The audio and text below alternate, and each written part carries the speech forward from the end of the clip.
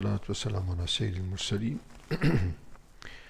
وعلى آله وصحابه أجمعين. سبحانك لا علم لنا إلا ما علمتنا إنك أنت العليم الحكيم.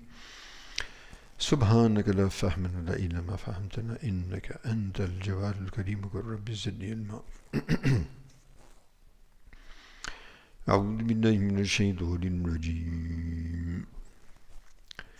يسألونك عن الخمر والميسر قل فيهما إثم كبير ومنافع للناس وإثمهما أكبر من نفعهما صدق الله مولانا العظيم. So continuing with the tafsil of birr, what is righteous action, as this Surah Al-Baqarah is throughout the rest of the surah, a continuing description and detailed of what is righteous action and what is unrighteous action. And here, unrighteous action is mentioned. يَسْأَلُونَكَ عَنِ الْخَمْرِ وَالْمَيْسِرِ. They ask you about wine and gambling. قُلْ فِيهِمَا إِثْمٌ كَبِيرٌ. And say to them that there is a huge sin and a huge transgression therein. وَمَنَافِعُ لِلنَّاسِ. And there's also some benefit for people.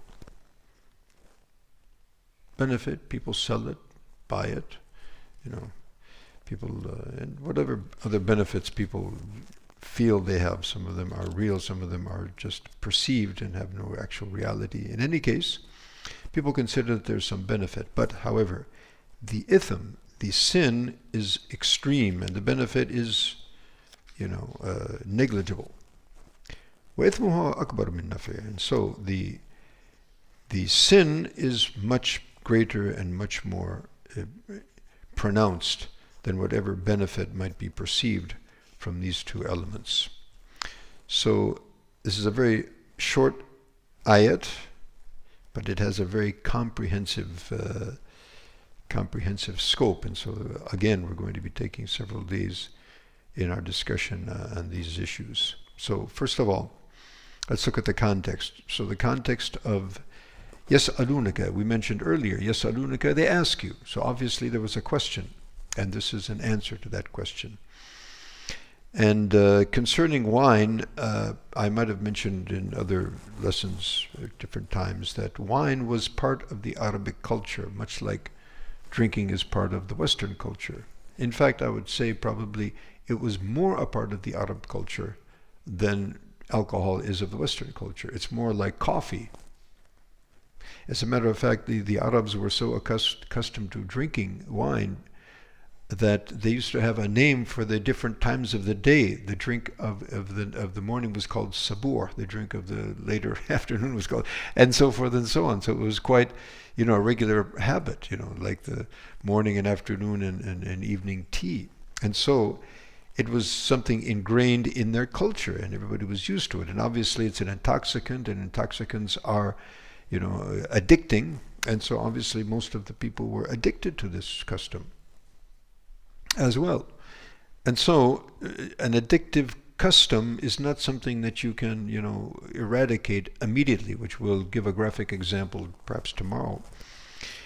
In any case, so there were certain individuals, however, despite the fact that they were, just like you have people here in the United States, you have people in the West, that they never drank, they never took intoxicants, they never used drugs. It just was by their nature, they felt that this was something, that was below human dignity, which it absolutely is. And among such individuals was obviously our Prophet Muhammad sallallahu alaihi wasallam. He was never, engaged in any of these practices, or any of this, lewd practices and, lowly practices of the Jahiliyyah. There was also other individuals who also were of that status. So in this particular instance, perhaps the context or the sabab al-nuzul was that Sayyidina Umar radiallahu ta'ala, as it's mentioned, Sayyidina Umar radiallahu ta'ala and Mu'adh ibn Jabal radiallahu anhuma, they went to Rasul alayhi salatu wasalam. And as you know, that Rasul alayhi salatu wasalam didn't pronounce something to be legal or illegal, particularly illegal, unless it was ordained and ordered by Allah subhanahu wa ta'ala, because the basic sort of default situation is that whatever Allah has created in the earth, it's halal for us. He's made everything in this world basically halal. And unless there's a specific injunction, the Nabi ﷺ is not going to simply by his own logic, prohibit things, even though he himself did disdain the practice.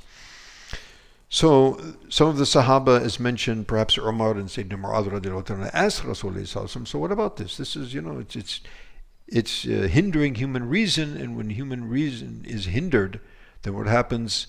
Very poor decision making takes place, and sometimes very serious consequences also take place.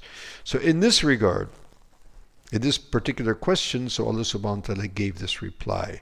Say that there is a huge sin and there's also some negligible benefits as per the perception of human beings. However, the sin outweighs the benefit, and the ayat leaves us on that note. In other words, it's not good and there's sin. However, still there is not a legal decision or a legal prohibition at this point in time.